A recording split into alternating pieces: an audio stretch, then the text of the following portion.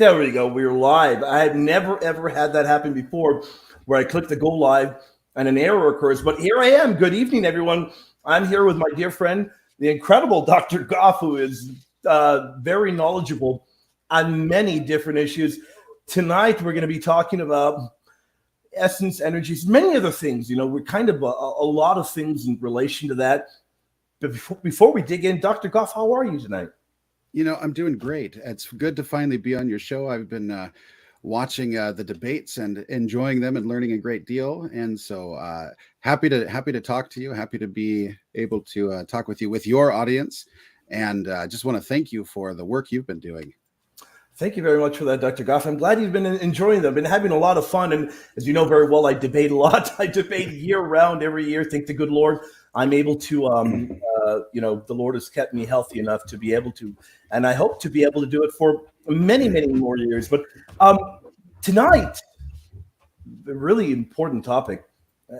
A lot of issues get brought up when we hear about essence energies. And I'll tell you where I'm located at. I'm located in Texas, and I go to parishes around this area. You never, ever hear about that. But then I have my brothers or sisters. They'll come up to me and they'll tell me, William, you know, I hear about them, friends that I have that are Eastern Catholic, and they talk about essence energies. But, what is that? So, Dr. Goff, what is it when we talk about that? The essence energies distinction. What is it? And as a Catholic, can you hold to that? Well, answering the first question is a bit easier, but it also depends on how, I guess, you define the essence energies distinction.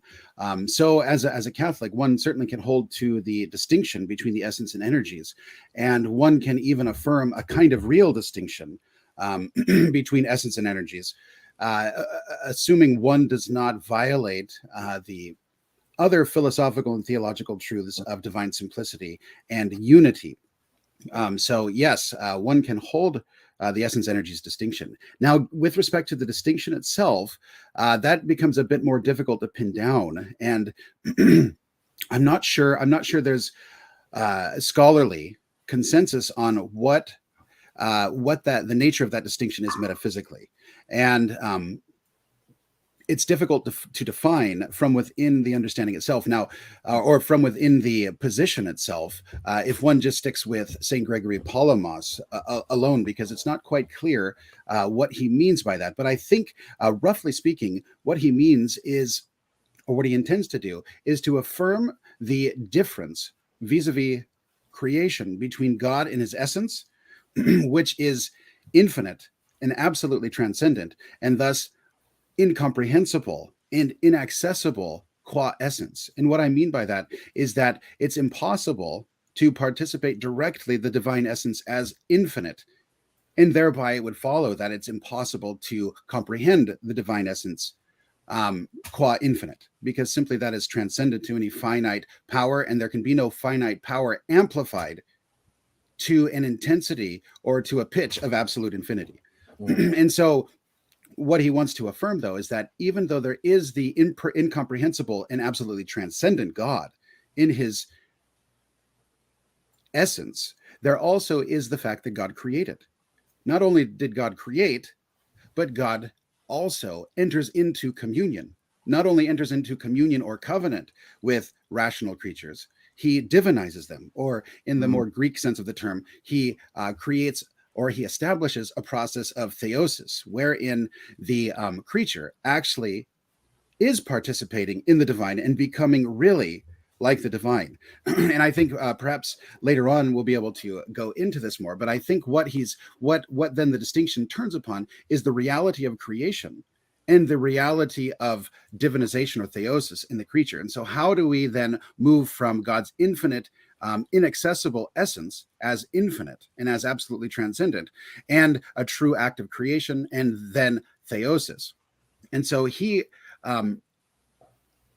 develops an understanding, in his understanding of the Greek patristic tradition. I know there's debate about this, about how deeply rooted he is in the Greek patristic tradition in terms of pure exegesis, but I don't want to adjudicate that. I want to just stick with how I understand his purpose. And his purpose is to say, well, there is a distinction because of the fact of creation and incarnation. We know this. There must be an eternal distinction in God between his essence as infinite and those perfections, or what he calls energies, by which he, or through which, or in which he creates and elevates to a supernatural order, or divinizes the creature.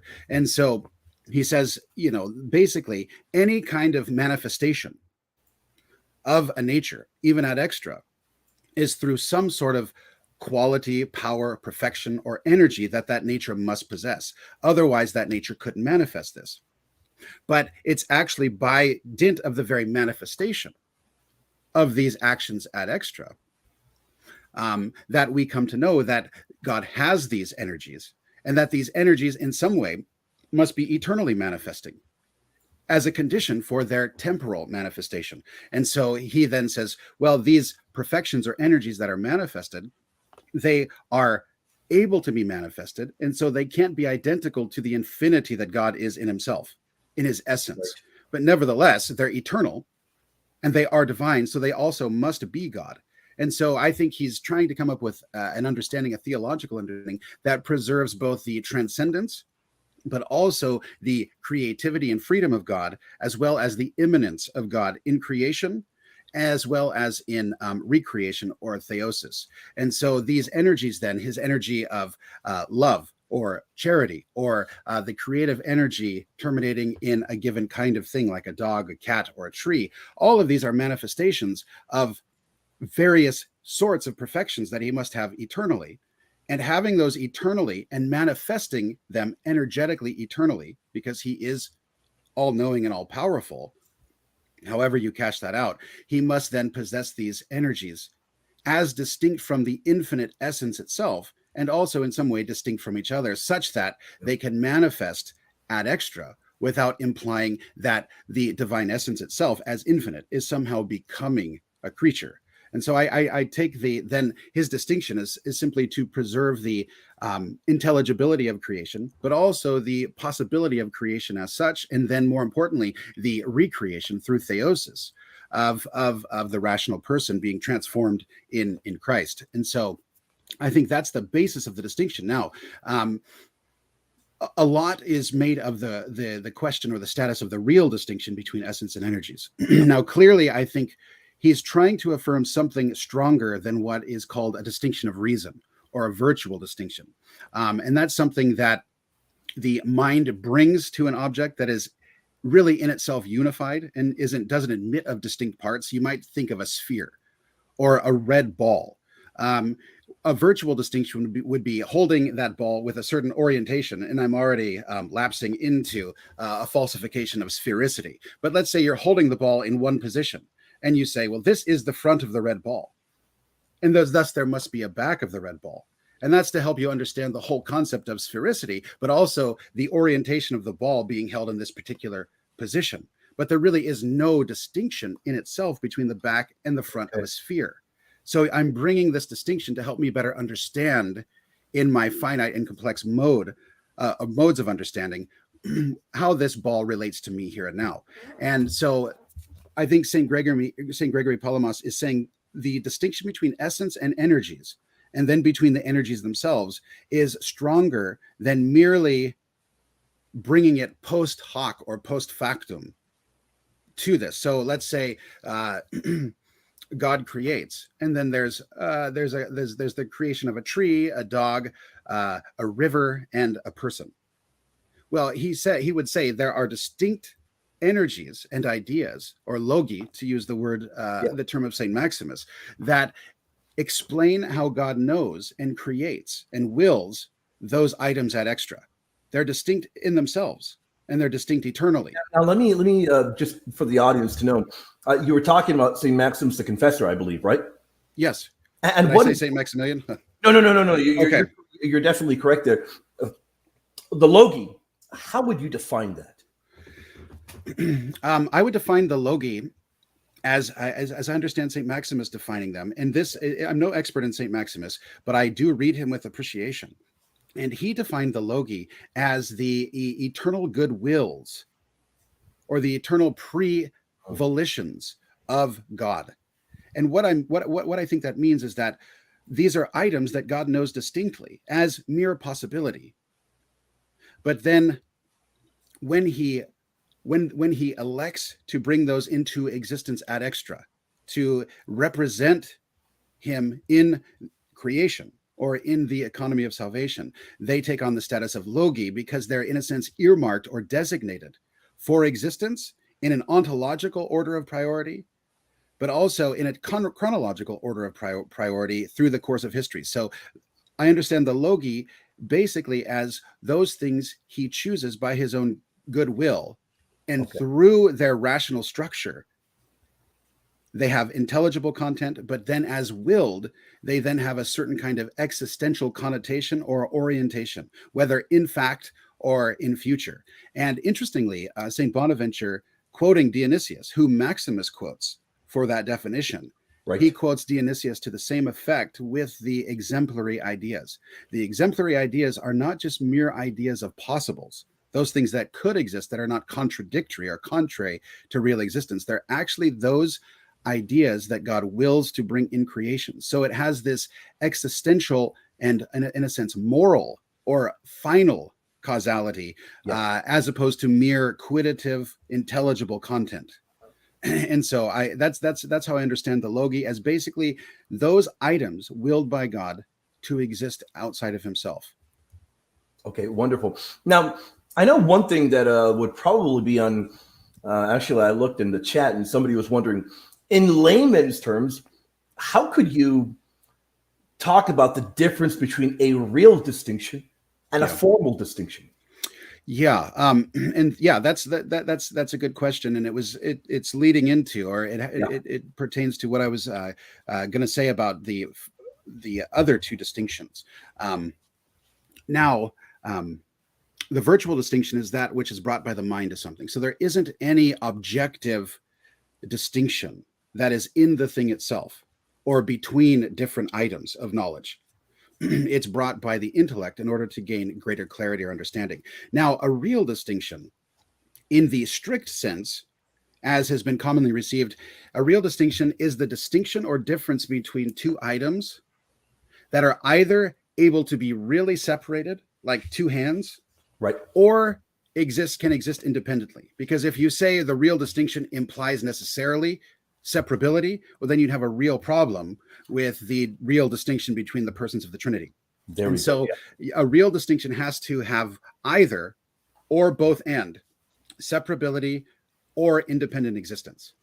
And so by independent existence means that an item exists not in a relation of dependency on the other item it's being compared to. So separability or independence from one another. So in this sense, with respect to the Trinity might be it's the only example I can think of off the top of my head, the persons of the Trinity, the Father, the Son, and the Spirit as distinct hypostases of the one divine essence that is common to the three of them. Nevertheless, these persons, the Son is not dependent by nature upon the Father formally or efficiently or finally, and these are Aristotelian causes, creating or bringing the Son into existence. There's no relation of dependency. Why? Well, because each of the divine persons, Father and the Son equally, are the same infinite nature.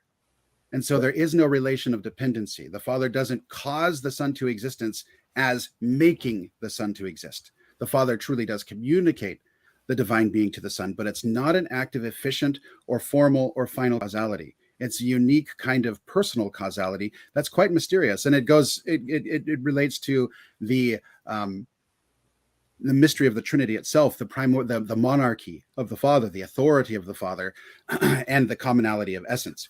That is a fantastic point. I'm sorry for interrupting. The only reason I'm interrupting you, everything you're saying is fantastic. I hear it brought up often, Dr. Goff, the monarchy of the Father, and the reason I paused for a moment was I've had people reach out to me and they've asked me, well, do Catholics believe that? Do we hold to that? Do we believe that? Wouldn't that, if we talk about the monarchy of the Father, doesn't that lower the status of the Son? Well, what is the monarchy of the Father there, Dr. Goff? And is it okay as a Catholic to emphasize that? Yes, I think it's very clear that every theological tradition affirms the monarchy of the Father. Correct. Whether or not you're going to be Franciscan, Bonaventuro Scotist, or Thomist, even Occamist, if that's still a valid option, which is debatable. But clearly, everyone affirms the monarchy of the Father. Yeah.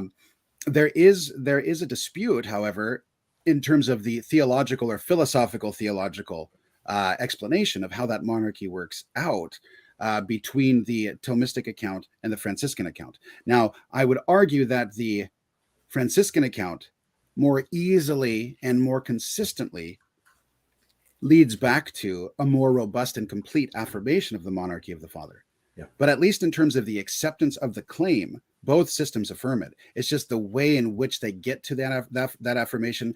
I think there is greater harmony between the Franciscan approach and, say, the Cappadocian approach, somebody like St. Gregory Nazianzen, than the Thomistic approach. But nevertheless, the monarchy of the Father is a dogma of the faith, insofar as the Father is the sole source of the Trinity, and as sole source of the Trinity, even though the Trinity acts in common ad extra with respect to creation and sanctifying grace, the Father is still the radical source of even the actions of the Trinity as common, because he's the source of the Son and the Spirit as originative fontal plenitude.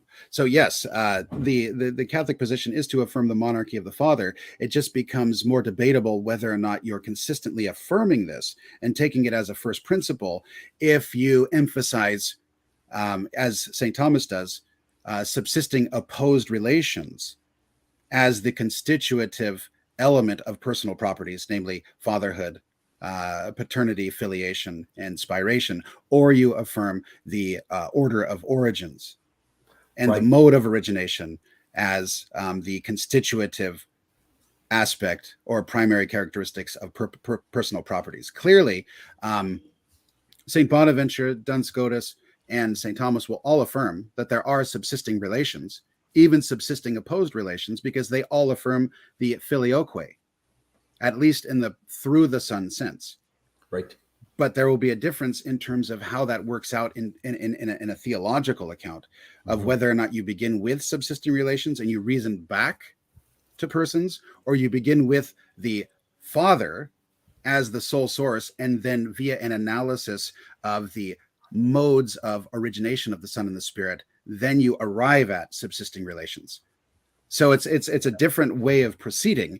Both are valid within the Catholic tradition, but obviously the paradigm one selects is the paradigm one thinks is more adequate and more likely to be the case. But that's as distinct from the dogmatic affirmation. And so, yeah, I actually forgot the initial question, but no, you were great on it. It was the monarchy of the Father, and I totally agree. In fact, I think as a Catholic, if you deny that, you're going to run into a lot of problems when dialoguing, talking about the apostolic and the ante-Nicene fathers. They affirm it. I think you're going to run into a big problem. Absolutely.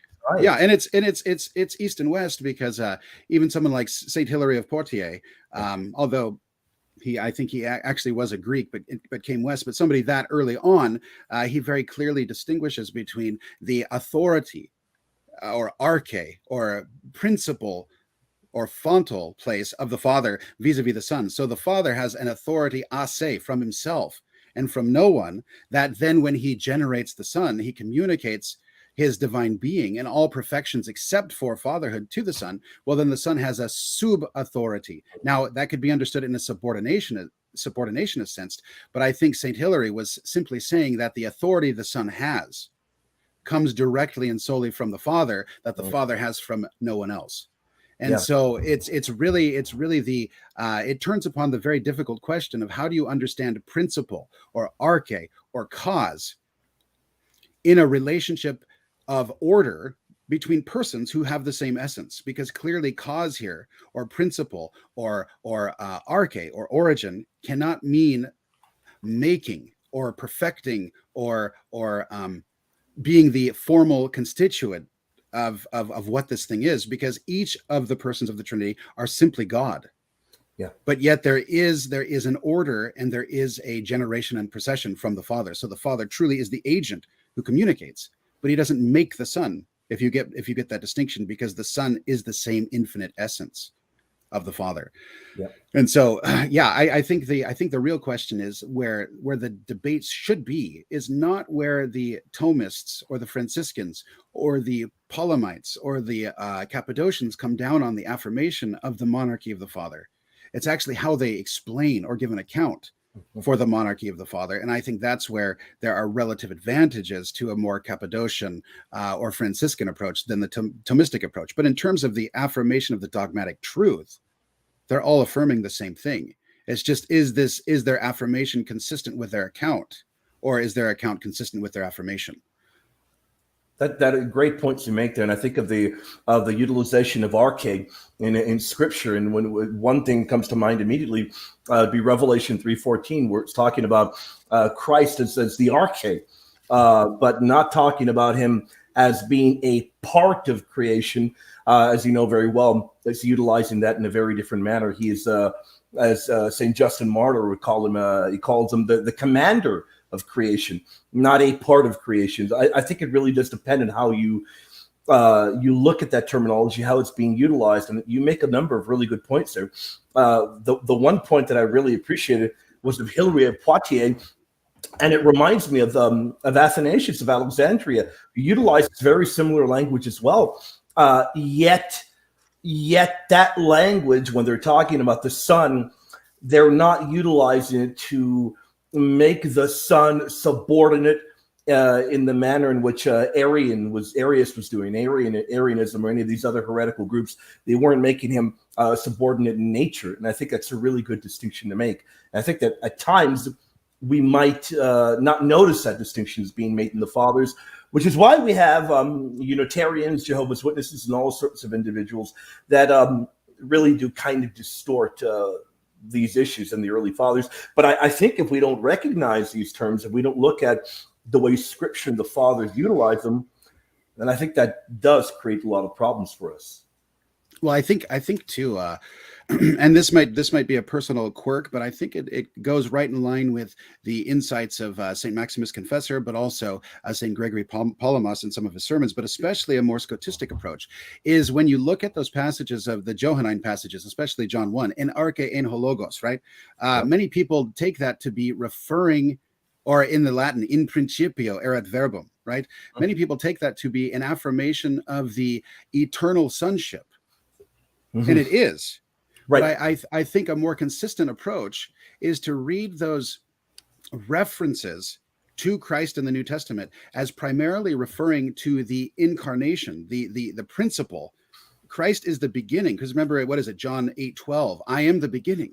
Right. But what does he mean? He says, I am. It's always in reference to the concrete person who is now in two natures, or two natures in one person. Right. And so I think that principle, according to a Scotistic model or paradigm of the absolute predestination of Christ, I really think that arche, that principio, is the first sign of the divine will ad extra. What this is referring to is in the beginning, in the incarnate Christ, the one, the God-man, the Jesus Christ that St. John of Damascus says. You have to say Jesus Christ because it refers then to the divinity and the humanity and the unction of anointing.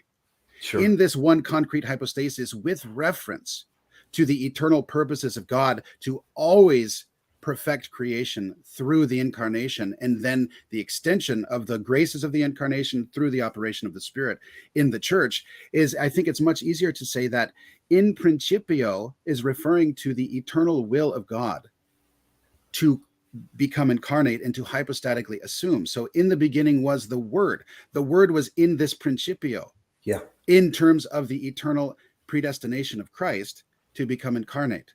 Because if you start messing around and trying to identify the persons with respect to arche and then logos and then theos, right, it becomes very muddled. But if you see it as an instance or a revelation of the absolute primacy of Christ, then it makes a lot more sense. I think a lot of the difficulties in interpreting the passages of kenosis in Philippians 2 also would be helped. It's very strong also with Colossians 1, 16 through 18, and identifying who this first is in creation in the order of intention, and then realized in the fullness of time, Galatians 4:4, in the order of execution and operation, born under the law, but born of the woman, the free woman, as Father Chris Capes points out so cleverly and ingeniously through in his paper on Francis Meyrones, is this whole Roman legal aspect. But that was a bit of a tangent for it. So I've never seen anybody break it down as masterful as Father Capes does there. But you really good point there. And the free woman, as he points out there, what implications does that have? She was not under the law, and the very fact that up until then, the kind of imagery given to us by Paul. Let me correct that, St. Paul, because Father Christian would tell you, hey, don't forget to give him the proper title there, as he points out to you. Until then, the kind of imagery we were given of these wombs being closed, they're closed because they're under that kind of sin. Yet, what I'm reminded of, Dr. Goff, incredibly, the way it does connect to the later patristic era, where they talk about Mary having a womb wider than heaven. Well, what are they talking about? They're talking about the fact that she had that womb that was not closed under the law, was not closed by sin. It was wider than heaven because she was the woman not under that curse. She was able to bring forth the promised Messiah. And I think it really is incredible language, and all of it biblical. You find it all right there in the Bible. But really, really good points you do bring up there. I had never thought of John 1 in that kind of way, but the more and more that I begin to ponder on it, think about it, it really does connect perfectly with the passages in Philippians and Colossians and in other areas. In fact, I'm even reminded of how it ties in wonderfully with the imagery of Christ as that incredible Son of Man noted in Daniel chapter 7. Really, really incredible. Yeah. I think there's a big 4-volume set published in Italian around the turn of last century by, I forget his first name, but Risi, and he basically goes through the entire patristic corpus and establishes and identifies those passages that refer either implicitly, systematically, or explicitly to the absolute primacy of Christ. And he provides many of these texts for this interpretation of John 1. That is actually not simply a kind of Franciscan aberration, but is actually deeply rooted in the Fathers. And so I don't think this interpretation is against the grain, even of the patristic, if not consensus, the patristic body of opinion. And so I actually have a PDF of that. I can send it to you as well. There also is a great text by Emanuela Testa, Virgo Terra. And this is basically a 2-volume analysis of all of those texts of Mary as wider than heaven, but precisely because she's Virgin Earth. Yeah. And as Virgin Earth, she has this kind of twofold relationship to the incarnation itself. She's the perfection of the old creation as the unfallen earth. And so in a sense, true mother, mater, materia. But then she becomes perfect spouse. So I think many people forget the virgin earth typology and they move immediately to the new Eve typology. And then they get stuck in this kind of what they call low Mariology, where you're thinking of Mary exclusively as her, as member of the church, but not first mother of the head and then the body. So she's both mother as virgin earth, but then she becomes perfect bride. But she stands in a kind of unique position to the church. She's a member of the church as the perfect bride, but she's also mother of that same church. And then, you see that Old Testament typology, especially with Solomon and Bathsheba, again, recapitulated and recirculated, established under a new head and then directed towards its proper goal. So it doesn't have the deviation and the sin, but it still is supplying the principle of this notion of the Queen Mother, who is truly mother of the Queen. And then she would be, by extension, mother of that king's offspring. Yeah. But she takes on the notion of new Eve at the same time in a spiritual mode as bride of Christ and the first exemplary member of the church, that to which all of the church is compared to, but she is not compared to the church because she's the first. Incredible point you bring up there, Dr. Goff, and it does remind me of the fact that the imagery of Holy Mary as New Eve, where we look at Genesis chapter 3, we read the woman and the seed of the woman being at enmity with the devil, with that serpent. And then I'm reminded of the queen mother, the queen of heaven, Holy Mary. Clearly, you find multiple early fathers noting that Mary is the woman there in Revelation 12 with a crown on her head in heaven. And you bring up the language, the fact that she's the mother of the church. Well, you read about that woman whose child will rule the nations with a rod of iron. Yeah. We recognize you can definitely be viewed as Mary there. And then we read of her, well, her offspring are the members of the church. Yeah. And the connection with that figure as the woman of Genesis 3 is right there, because we read of, number one, in Genesis 3 utilizes a particular Greek word. I'm pretty sure you're probably aware of it. The Greek word for enmity, indicative of mortal warfare in the Greek Old Testament. Well, what do we view in Revelation 12? The serpent of old after the woman, trying to devour the child. Incredible the way all of it does really connect. Well, I think it's interesting too. There's a series of articles studying Apocalypse or Revelation chapter 12, as well as all of the major witnesses to this kind of absolute primacy of Christ in a Marian mode in the patristic tradition up through the early modern period by the Capuchin, the Franciscan Capuchin scholar Dominic J. Unger, and he wrote these back in the 30s, 40s, and 50s. They're excellent, but I think what you see there is, and he brings out how saints and scholars like Lawrence of Brindisi, Saint Bernardine, very good, yes. Of Siena, St. Maximilian Kolbe, these people understand the relationship between Genesis 3 and Apocalypse 11, end of 11 into chapter 12, as a kind of telescoped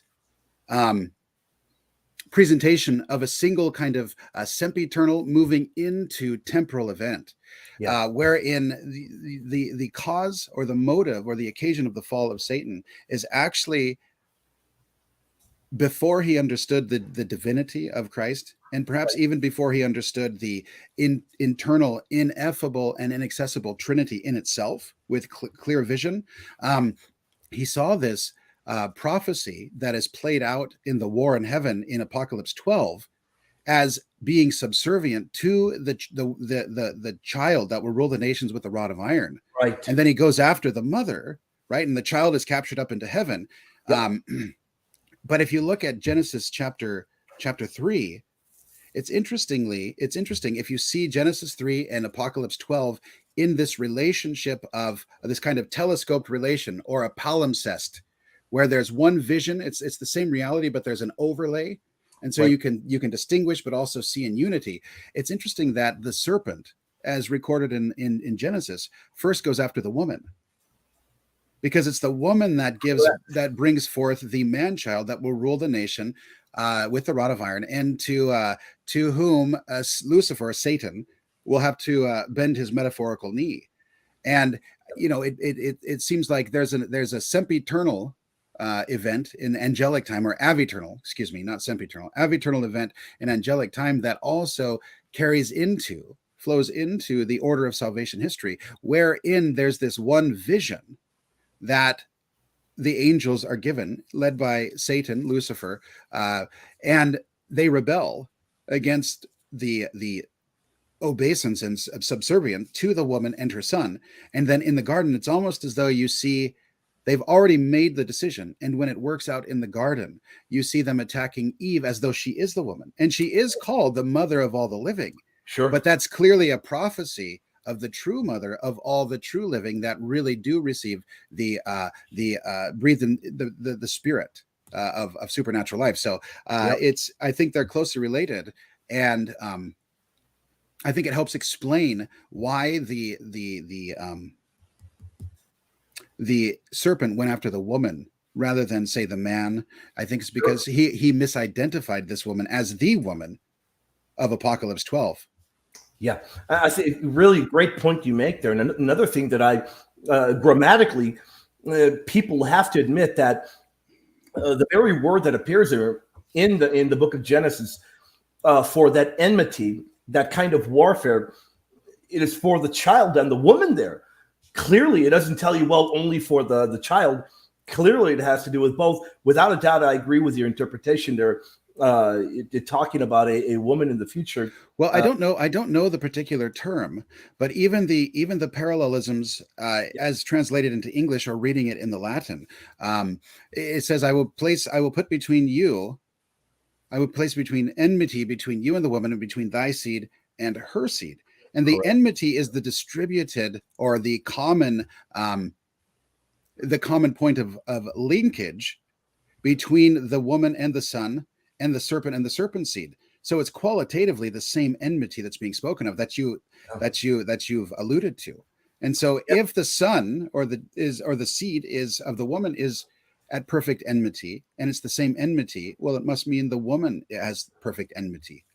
Which would be very problematic if we try to argue that that enmity was anything but perfect, Yeah, because it's talking about the Messiah as that's that. right. A really, really good point that you bring up there, Dr. Goff. Now, you talked about a number of times the primacy of Christ, and I'm reminded of the one area a lot of people don't realize. One of my favorite individuals, saints, the incredible Blessed Duns Scotus, talks about the primacy of Christ a good amount. People tend to think of him as an individual that only talked about Holy Mary, but indeed an incredible theological mind there. Now, I know one thing that does get brought up very often, Dr. Goff, very often. I wonder if maybe you can help us out. I hear people tell us that, well, look, if you look at the theological mindset, Duns Scotus would have never been able to agree with the model of essence energies. They're not compatible with one another. Gregory of Palamas, you cannot adopt the school of Gregory of Palamas and the Scotistic school. How would you reply to that? Well, yeah, I think this is where we've talked about the virtual distinction and then the real distinction in the strict sense. Now there's an idea of the formal distinction. And when you're talking about the distinction between the essence and the energies in God, what I think, if you take it in terms of the Scotistic or earlier Bonaventurian formal distinction, all you're saying there is that there's a distinction that's objective in the thing prior to the mind knowing it. But it's not the kind of distinction like a physical real distinction that you can just simply in a sensible manner perceive. So in a sense, a dog sees two bowls of food. Clearly the dog knows in some sense there are two bowls of food, and there's a real distinction. And he detects this through his physical senses. Now, the difference between a formal distinction and a real distinction in this physical sense is that the formal distinction must have a mind present to perceive the distinction, but the mind doesn't create the distinction. And so there's an objectivity to the difference that it recognizes. But the difference then between a formal distinction and a real distinction in this usage is that those items which are formally distinct, they're real. The distinction between them is real insofar as it's a distinction that imposes itself on the mind and is in itself prior to the mind's operation. And so it's real in that sense. And so you can affirm a real distinction between essence and energies. But it's not real in the sense that, say, God's love, God's will, God's idea of William, God's idea of Jared are really separable or can exist independently from one another. And so that's the difference then, is that those items that are distinct from each other according to a formal distinction, though real in the sense in the sense that they're in the thing and the mind doesn't make it, although only a mind can recognize it. That's different though than a real distinction insofar as those items, say in the human soul, the powers of memory, intellect, and will, they're irreducibly distinct as modes of operation, and they're true manifestations of the soul itself. But memory, intellect, and will cannot simply exist independently or operate independently of one another or of the soul. And so there's there's no real separation. or independence. And I think that's the important thing here. And this is helpful because if you say that St. Gregory held to a real distinction between essence and energies, well, then you say, well, do the essence and the energies, are they independent from each other? Can they be separated? Well, St. Gregory would say, no, clearly they can't be separated, and they don't exist independently of one another or of God in his essence. And so the Scotus comes along and say, well, I know what you're talking about there, because we have this thing called a formal distinction, and we recognize it too in God, between, say, God's wisdom and his will. God's wisdom is irreducibly distinct as wisdom from his will, but nevertheless, because God is infinite, like you say, St. Gregory, we understand that they can't be separated and there's no opposition, but they actually exist in the same infinity of God that is incomprehensible in itself, and as infinite is imparticiple. But since we have a notion of wisdom and will, because God manifested through his power of wisdom and willing in creation, we know that wisdom and will can exist in creation. And then we know that, oh, well, there is such a thing as love or knowledge. Knowledge is a spiritual power that only created persons have, in the sense of intellectual or spiritual knowledge. It's only created persons can have this. But when we understand through our experience of created knowledge, that knowledge in itself is a kind of perfection that doesn't admit of any limitation.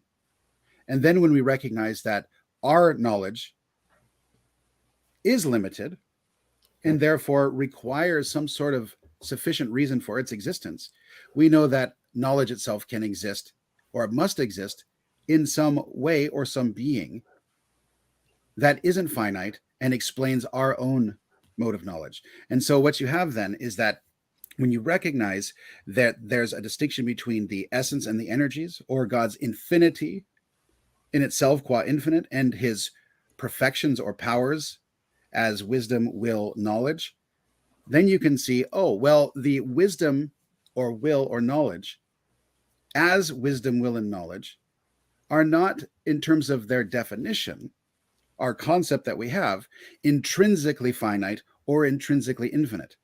They admit of being open to either an infinite mode of being or a finite mode of being. And so when we have the energies of God from a Scotistic perspective, where in God has a concept of a finite entity that just simply is itself, and it's not, there's a sufficient real distinction between that energy and the divine essence itself as simply maximally infinite, well, then that idea can manifest in a finite mode, even though it's identical to God. In God, God also, through the finitude of the concept of, say, William or Jared, he can choose to create a William and Jared that actually exist in a finite mode, that stand in relation to that logi or that energy, and participate in that relation of exemplification, meaning it exemplifies this eternal idea or energy or perfection of God. But it also it's also in a relation of dependency too. And so what this does then is it allows for God to act ad extra, because God is not limited to just acting as infinite. Right. He can act through an energy which is infinite as divine, but is not infinite in terms of its definition, and therefore can be manifest or created ad extra, or there can be a relation established between that logi or that energy ad extra, that in itself, in its termination, in its existence, is finite, but nevertheless is in a real relationship to that eternal energy, whether creative or uncreated, or that eternal logos, that item ad extra, that finite reality manifests. And so I think what the Scotistic account helps us to understand is that there is a reason or a motivation to see a difference in God between wisdom, will, love, justice, that in no way divides God, because whatever God does, he does in a divine way. So he has to have the capacity and the means to act ad extra on the basis of knowledge and on the basis of an ordered love. And so things don't just happen. God knows what he's creating, and he loves what he creates. And so in order for those things to manifest ad extra, there's the important distinction then between the intensive infinity or the transcendent infinity of God and those perfections that are identical to that infinity, but nevertheless distinct from one another, because it's precisely those perfections that explain how things are exemplified and related to God in their finite existences. Right. And so I think the importance of the energies is that it allows for not so much, I think the primary point of the energies, just like for Scotus in Bonaventure in the exemplary ideas, is not in the first instance a kind of formal representation, where in the creature you have created knowledge or wisdom. I think when they're talking about the uncreated energies operating in the creature through theosis, or even the creative energies of God, which are eternal and therefore uncreated in themselves, where I think the first point is always that relation of dependency of the creature upon God. So insofar as the creature is being divinized, there's a relation of dependency. There's a unique relation of the created person to God as God is operating through his uncreated energies. But it's not in the first place a kind of formal identity or proportion. It's rather a unique mode of relation to God's activity of intensifying and more fully manifesting that ontological dependency and thereby perfectibility of the creature on the part of God. So you have the order of creation, which is naturally disposed towards beatitude, but not naturally in the sense of naturally chosen. This has to be revealed, on the one hand, that there is such a thing as beatitude. And it also then has to be, there has to be a recreation in Christ through the power of the Spirit to be able to act in a way, or disposes one in a way to be pleasing to God and to thereby enter into that relationship with God, which is not just simply sanctifying grace or created grace in the Scotistic account. It's actually moving in as a person into the relationship of the Father and the Son through that same Spirit. And so it's kind of an extension of the Trinity ad extra. And so I think that's an important thing, because it gives us purchase to be able to say how God can know things distinct from infinity, and how God can choose to create and to love things distinct from his own essence. And so it has a parallel function in establishing both the grounds of creation, but also the grounds of the distinct relations and modes of relations that God can have with various creatures, and the ways in which various creatures can operate in terms of a natural mode or a supernatural mode. Great point. So you brought up sanctifying grace. Now, one thing that I hear very often brought up, people will point to Ludwig Ott, Fundamentals of Catholic Dogma.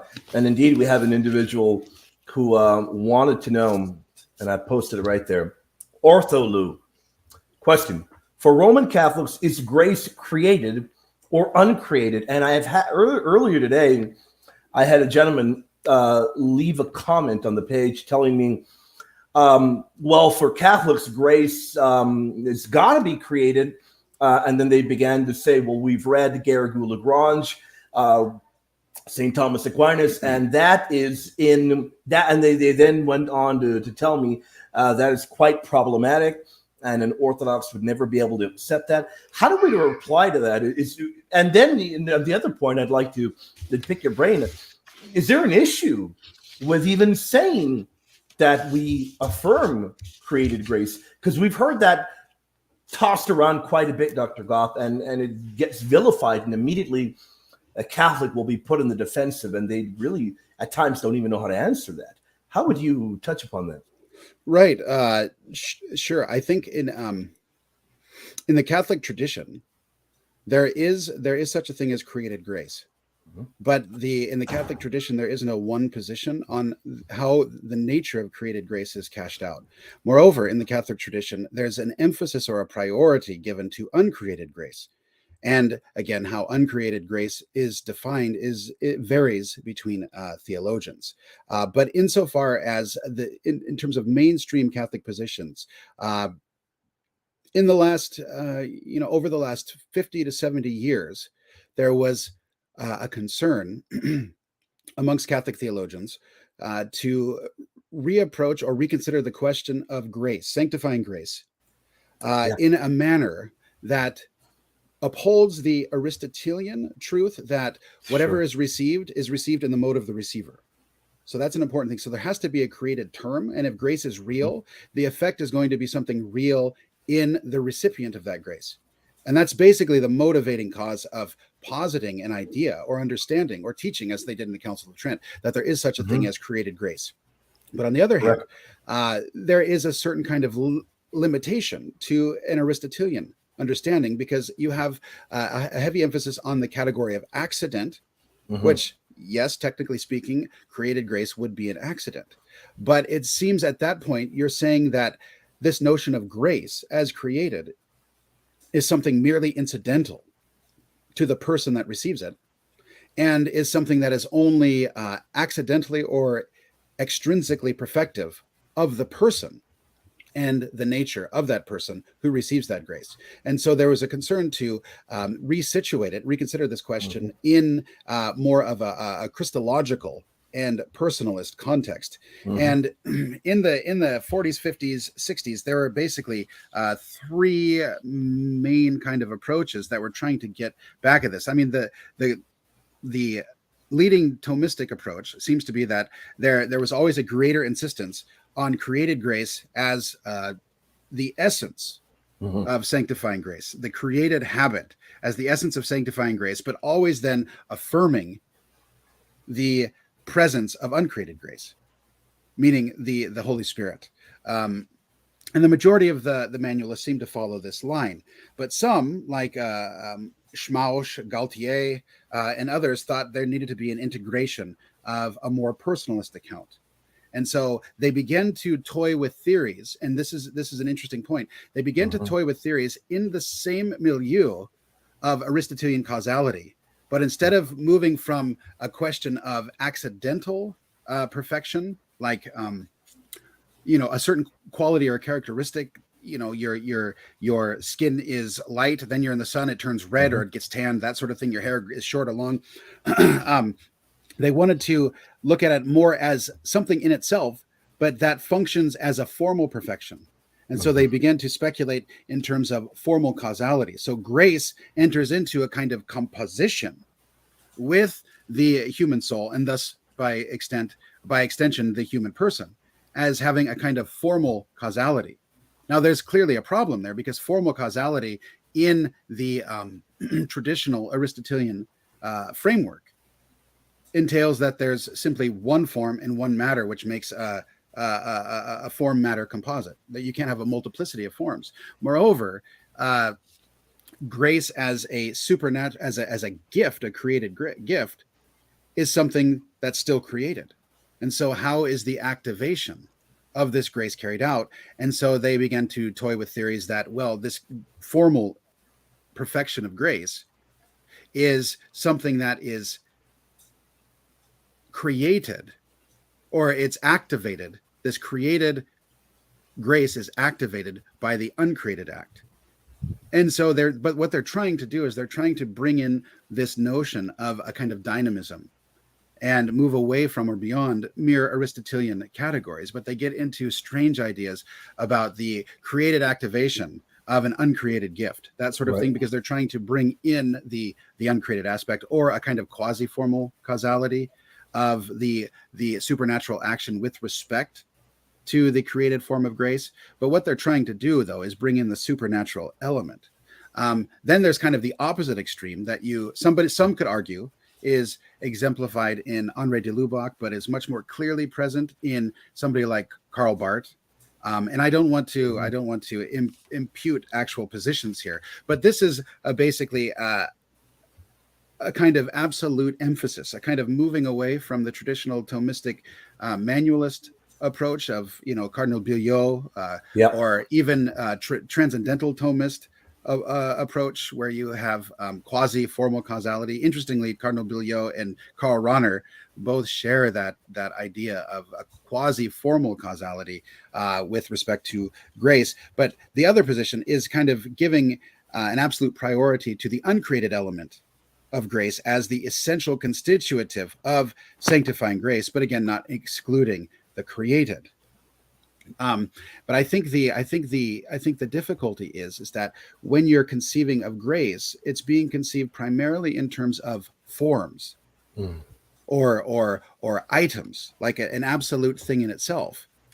And the Scotistic account looks at it quite differently. I mentioned earlier about how the energies interpreted in a Scotistic account, and I think in a way that makes sense in some degree with the Paulinite account itself, the energies should be conceived more as relations, a mode of relating of the creature to the creator in such a manner that the creature operates in and with the creator in a supernatural divinizing mode, rather than something, some energy as distinct as a kind of a quiddity, as a thing, is now operating in and with the creature, or through the creature synergistically on the one hand, or that this grace itself is just a thing in the creature that then is the principle for supernatural operation. Duns Scotus, he thinks that grace primarily is a habit that it's a certain kind of beautifying of the soul that makes the soul in its action to love acceptable and meritorious to God. So it's more of a disposition and a direction of the soul, that's sanctifying grace, as the habit of charity, such that the soul's own free action, the person's action to love, is truly from the substance of the soul. But with the added gift of grace, the perfection of grace, those love acts chosen for the sake of divine charity become meritorious. And so in this sense, there's a certain kind of habit that terminates, given by God, that terminates in the creature. The creature is disposed and directed towards choosing to love God according to God's own preparation. But nevertheless, the created aspect of grace is something that is ultimately dispositive to the fruition of uncreated grace. So for Scotus, then, grace is a dispositive cause. Yes, it's real, but it's not real as a thing in the soul, like a new color you get on your color palette. It's actually an establishment of a new relation, or a new kind of relation of the person, of the will, that renders will acts chosen according to this habit for love of God, for acceptable to God. And by dint of that lovability that the created habit of grace gives, then the person, through the will, through charity, is then disposed towards actual acts of love and encounter with divine persons, such that the Trinity accepts the person into the company, or the Father in the Son through the Holy Spirit accepts the created person into that same communion of the Trinity. And so which is ultimately the fruition of uncreated grace.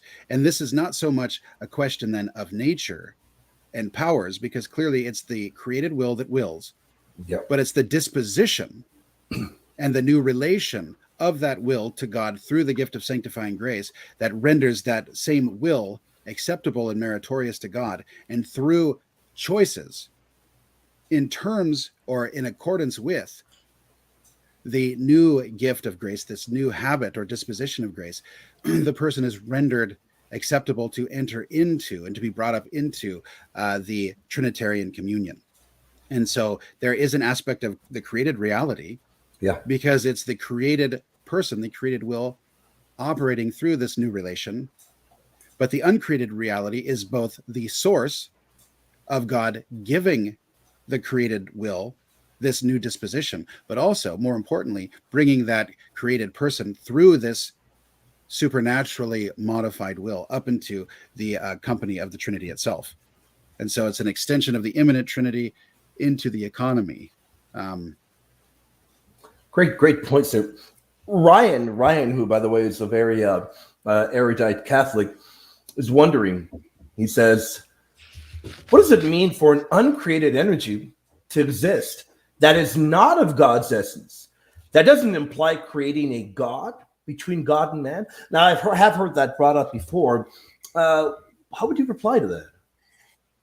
Well, I think if you take an uncreated energy, reading your question as it stands, it seems as though it has to presuppose the strong real distinction of Yeah. separability and or independence. And I think if one took that position, I would agree. I have no idea what that would entail, but it would entail a denial of divine simplicity.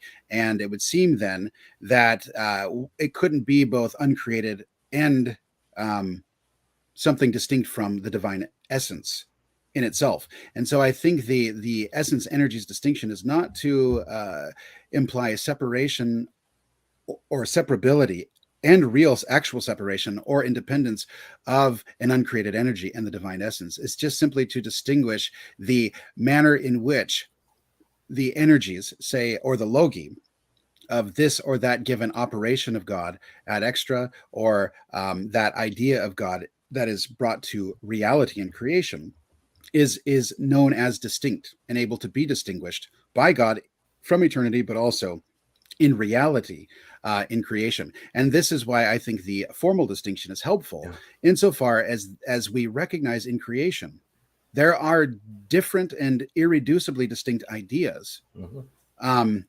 I mean, the idea of again William, or the idea of Jared, or the idea of dog and cat, those are irreducibly distinct ideas in terms of their simple perfections, even though they can be further analyzed into more elemental parts. That's one thing. There are distinct ideas. God must have knowledge of what he's creating and what he's created on the one hand, but also there are more fundamental and irreducibly perfect ideas, such as knowledge. Knowledge can't be distinguished as knowledge into anything other than what it is. And so in that sense, this is where the formal distinction comes in. The idea of knowledge in itself as an idea is something that's able to be articulated, but it can only be experienced and enunciated in a finite mode, this side of creation. But in God, because his ideas are radically identical to his very being, then those ideas are experienced and exist in an infinite mode. Yeah. And so in that sense, the distinction is not then one of creation or a kind of great chain of being or emanation. It's rather just recognizing that there's an irreducibility and an intelligibility that renders the ideas of justice, or the formality or perfection of justice, objectively distinct from love, but nevertheless not really separable. That is a fantastic, great answer, Dr. Goff. Really, really good answer. Now, Kyle wanted to know, and we did a show on this. I remember maybe about a year and a half back or 2 years ago over at R&T. It rarely does get brought up, but at times it does. It says, how can we harmonize, or is it possible to harmonize the view that the light at Mount Tabor was uncreated at the Transfiguration by Palamas with what the West normally believed? Yeah, that's a difficult question. The medievals wrote a great deal about the light of Tabor, and I think there are ways of trying to reconcile the two. I haven't worked those out, and I'm not familiar enough with the scope of the literature to give an account. But I do think it's a very important question. But I would say that I think what's being spoken of is it's similar to the way in which the will and thus the entire person is transformed through grace. It doesn't change the nature of the will as will. The will is just simply free. Correct. But the will can love things in common, and it can love things indifferently. So the will can love self.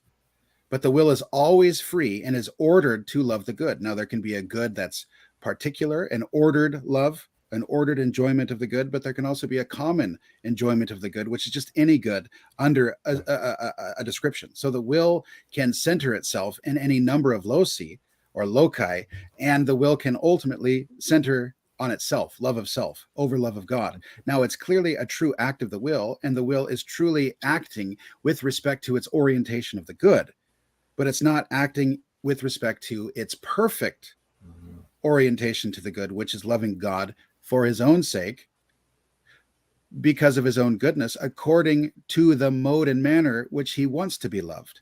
And I think this is analogous, because the will has a natural characteristic as a creature, but it takes on a certain essentially modal difference, an essential difference when the will operates in grace. Yeah. And I wonder here if the light of Tabor is something that's functioning differently. I remember that I read a biography of a great Romanian confessor. I don't remember the name, Father George. I don't remember the name. Forgive me. On But that topic? On that topic? Yes, on this Okay. topic. Well, he was giving his own testimony, and he was describing an experience that was manifesting to his eyeballs. So there was a certain light. There was a certain kind of transparency. But nevertheless, he understood it as the uncreated light. And I wonder what's going on here is if you have a marvel or a wonder of God happening, basically a pulling back of the veil, like on Mount Tabor, of who Christ really was, not veiled by the kenosis that he chose to undergo. That really is objectively the case. And it is present and manifest to the eyes in some manner, but through the mode of the uncreated light operating directly through this perfection of relationship, this kind of approaching perfect theosis, you perceive what is a physical light, what is a physical reality, in a spiritual mode that can only be explained through this unique kind of relationship, this unique activity of the uncreated energy, the uncreated light operating in and through and with your senses simultaneously. So it seems to be include both a not so much necessarily a difference in object, but clearly a difference in the mode of that perception. So in a sense, the uncreated light manifests itself and transfigures even created light, like Christ's human body was transfigured through the unveiling and the spiritual sense that the apostles had on Mount Tabor. But I don't know. I do think there ultimately is some sort of reconcilability, just simply because the Franciscan tradition especially is so given to both the metaphysical and theological analysis of light as a philosophical metaphor, but also as a theological theme. And so there is an uncreated light, an eternal light that Bonaventure speaks of in the De Scientia Christi, the disputed questions on the knowledge of Christ. And he clearly calls it eternal. But what isn't answered and what isn't applied or linked up is how he understands eternal light with respect to the light of Tabor and how he would explain that. But I think there's something about there a supernatural modalization of what could be perceived merely in a natural mode. You can think of the people hearing thunder when others heard the voice of God. You could think of people hearing a voice, but others seeing the apparition of the Spirit in the form of a dove. There does seem to be this spiritual sensitivity that allows for a fuller manifestation on God's part, but a fuller apprehension of what God is doing on the creature's part. Great, fantastic answer, Dr. Goff. I'd like to ask you, I mean, we've covered a number of things. I think it's been quite comprehensive. I've been having an incredible time. Is there anything maybe you would want to touch upon before we do wrap up for the evening? Maybe you thought, you know what, that is a particular area I did want to cover. I do think it would edify the audience. Anything you might have in your mind? Well, nothing really comes to mind. I hope that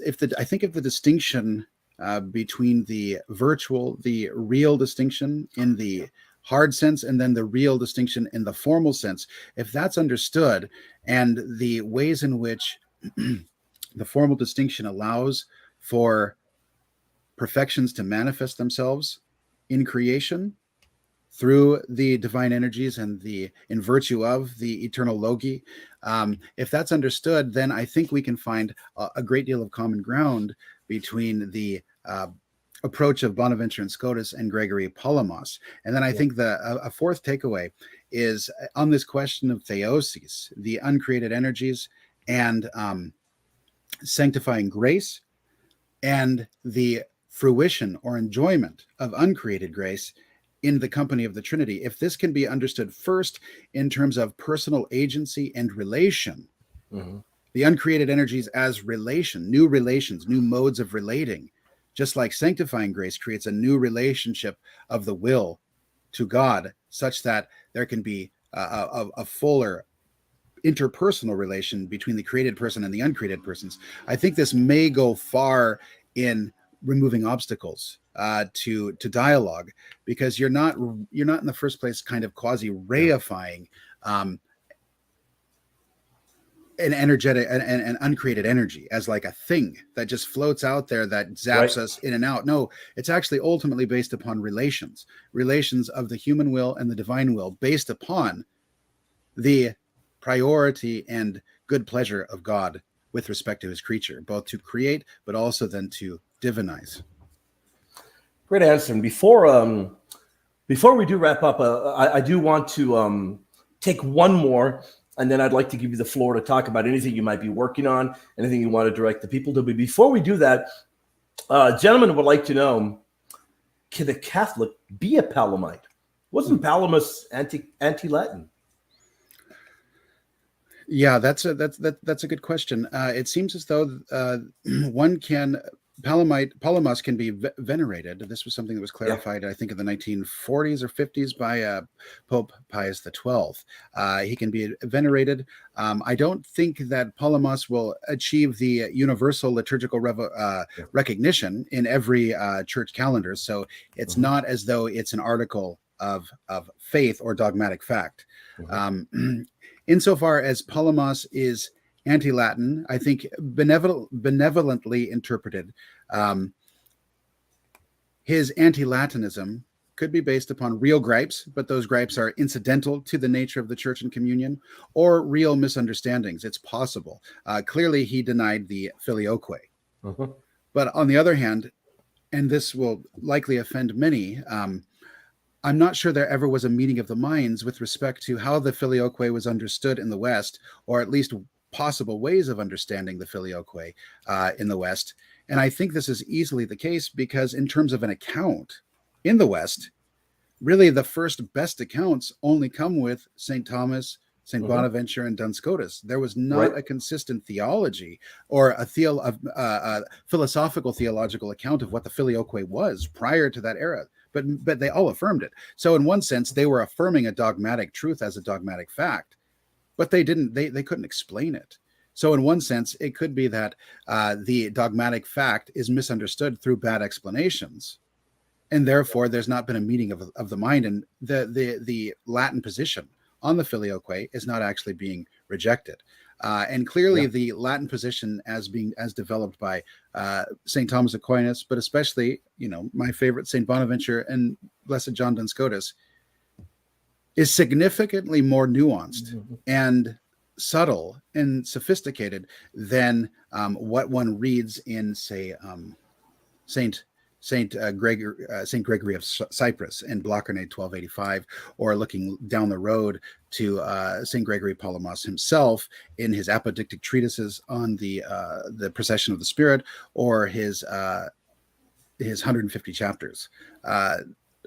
In terms of distinction and subtlety of explanation, there are simply categories that Saint Bonaventure, Saint Thomas, and Blessed John Duns Scotus employ to explain the distinction between essential act and originative notional act and other things of this nature, the distinction between hypostasis and person. It's much more complex and differentiated. And so when you see Saint Gregory of Cyprus just distinguishing between hypostasis and essence, you wonder, are they talking about the same thing? Because they don't have the same distinctions. And when Saint Gregory of Cyprus says, well, the hypostasis is distinguished by in unbegottenness, begottenness or filiation and procession. Well, one might immediately ask, well, unbegotten, that's the distinguishing characteristic of the Father. But what about the Spirit? Because the Spirit is also unbegotten. Now, of course, Yeah. there are theological ways of answering this question. But if you have only three categories of person, nature, or essence, and energy, and the Latins have five, it's quite possible that the actual explanation is not being understood by one or both of the parties in dispute. So I'm not convinced that the St. Gregory even perfectly understood the Latin position, because the Latin position became much more developed and complex and stronger and more coherent through the writings of St. Thomas Aquinas, St. Bonaventure, and Blessed John Duns Scotus. That's probably the best answer I've heard on that particular issue yet. That was great, Dr. Goff. I've been incredibly edified by dialoguing with you tonight, my friend. It's been great. Thank you. I had a hopefully great time. I didn't lose anybody, and I sometimes I don't think you did. I looked in the right-hand side, and the audience were really loving it. I don't think you did. I've had a great time, and I'm going to have to bring you back. I'd love to come back. Yeah, at one time you had about almost 400 watching live at one time. No goodness. Well, great. Hopefully it was incredibly edifying. But before we do wrap up, Dr. Goff, I'd like to give you the floor. Talk about anything you might be working on, a webpage you want to direct people to. And I know one other thing, because I've been looking at they've been hammering at me. Where can anybody find anything you've written?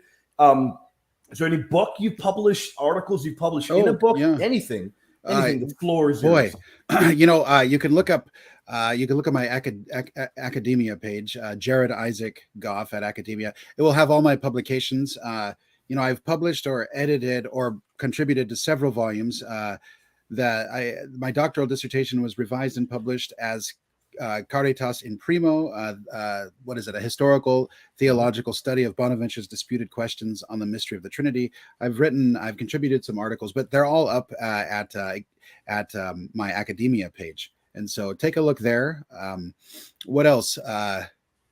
With respect to, I have a YouTube channel with a few things. One thing that I think would be very interested is I've been working for the past 8 years, off and on, in collecting, editing, and then getting published the writings of the great Franciscan theologian, Peter Damian Fellner.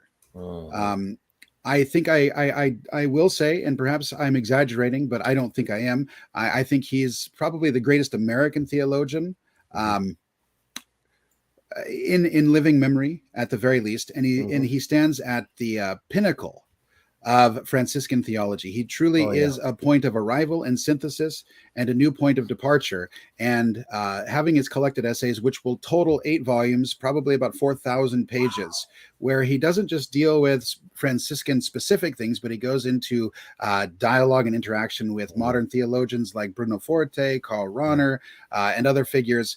He is an absolute goldmine. And so I would recommend everybody look him up and look at his 2 volumes on St. Maximilian Kolbe. They're not just about St. Maximilian Kolbe, but they're truly a synthesis of not just the broader patristic biblical tradition and dogmatic tradition, but the synthesis of the Franciscan reception and interpretation and development of that tradition through beginning with St. Francis, moving through St. Bonaventure, Duns Scotus, other figures, the great golden period of Scotism in the 17th century. He knew those texts and authors like the back of his hand, as well as moving into St. Maximilian Kolbe, but also St. John Henry Newman. He had a great love and devotion and a penetrating insight and understanding of St. John Henry Newman in terms of the grammar of assent, the nature of dogmatic faith, and religious or theological epistemology, and also his development of doctrine. Second to none. So I would look Father Peter Damian Fellner up, look up his books on Kolbe, St. Maximilian Kolbe, Pneumatologist, as well as the recently published book that I edited of the theologian of Auschwitz. It's a true synthesis of Franciscan thought, and it's as metaphysically profound and theologically profound as anything you'll find. So, and then the 8 volumes, it's been 8 years I've been working on this. They are all going to press the first week of April. And so it'll be a kind of banner year for Father Peter. And then I have many projects as ideas in terms of that, in terms of extending Father Peter's and developing Father Peter's insights and his insights into the Franciscan school into other topics. And I also am finishing up a fairly substantial paper on the Council of Leon, St. Bonaventure and the Council of Leon, in terms of the formulation of the Filioque.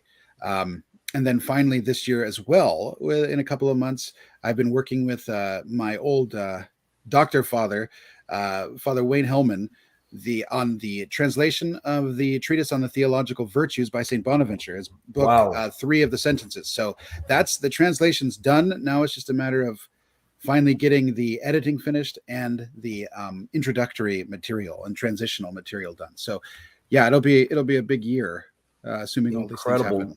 You've definitely got a lot there on your plate, and we're going to be praying for you. I can't wait Thank you. for that project to come out. Father Peter Damian Fellner, I found out about him, unfortunately, after he had passed.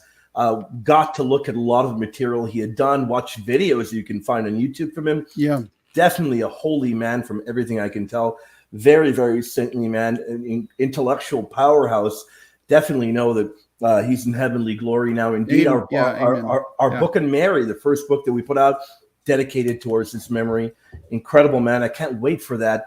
Now, let me ask you one question before we wrap up, and I apologize for picking one thing before you ask that. I also forgot. I'm in the middle of a 30-part series on Father Peter's last book, The Theologian of Auschwitz. I think we've done 22 or 23 episodes, and it's over at airmaria.com. Look up Theologian of Auschwitz. Airmaria.com. Yeah, that's run by the Franciscan Friars of the Immaculate. And each session is about an hour and a half to 2.5 hours long, and we're just going through and unpacking that last work of Father Peter. So check it out if you're interested. Definitely. And by the way, everything that you have talked about, probably about half an hour or an hour after the show's over, I'll provide a link right down there, audience, so you can check it out. But I'd like to pick your brain. Any idea that will go off to publication, in April? Any idea if we'll have it in 2022? I think so. Usually the publisher's good at turnaround. So I'm thinking probably mid-fall. Wonderful. So yeah. There may be a little bit. I think they'll be out in 2022. The only question once they're submitted is looking and dealing with the proofs. And 8 volumes is quite substantial, but also the question of indexing. I think it needs an excellent index each volume, and so I don't know how long that will take. But I'm thinking by November we'll have the books in our hands. We'll be praying for that, Dr. Goff. Thank you very much for your time. Look forward to having you back. I've had an incredible time. God bless you, my friend. I'll talk to you again very soon. All right. Good night. Thanks again.